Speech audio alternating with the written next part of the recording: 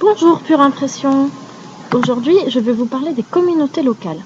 Elles sont aussi nommées natives ou indigènes. Elles représentent à peine plus de 1% de la population, mais sont propriétaires de près de 12 millions d'hectares de forêt amazonienne, soit 17% des 69 millions d'hectares non déboisés.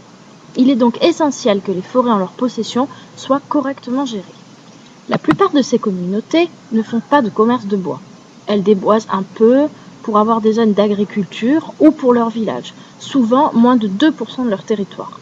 En revanche, beaucoup d'entreprises profitent de leur manque de connaissances pour venir couper le bois sur leur terrain et pour leur proposer en échange quelques vêtements, au mieux un petit peu d'argent. Le niveau de développement de ces communautés est très variable. Globalement, un niveau d'éducation faible, 33% d'alphabétisme, un isolement très important à la fois en termes d'infrastructures de transport comme de moyens de communication.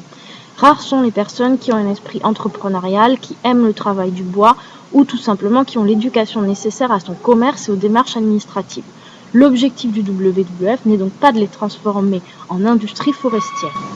La plupart du temps, l'objectif est donc de trouver des entreprises forestières qui acceptent de prendre la gérance de la forêt de la communauté et de signer avec elles des accords socialement et écologiquement responsables qui respectent les standards du FSC et qui génèrent des avantages économiques pour les communautés, par exemple de la vente des produits de l'agriculture ou encore des emplois.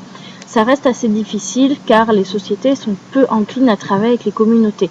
Ça génère des difficultés pour elles car les communautés sont assez instables et elles peuvent le lendemain signer un accord avec une autre entreprise qui prélèvera le bois de manière illégale cette fois-ci. Pour arriver à ce travail, il y a plusieurs phases d'études, de diagnostic. Ce qu'il faut savoir, c'est que le WWF a commencé depuis 1 an et demi son travail.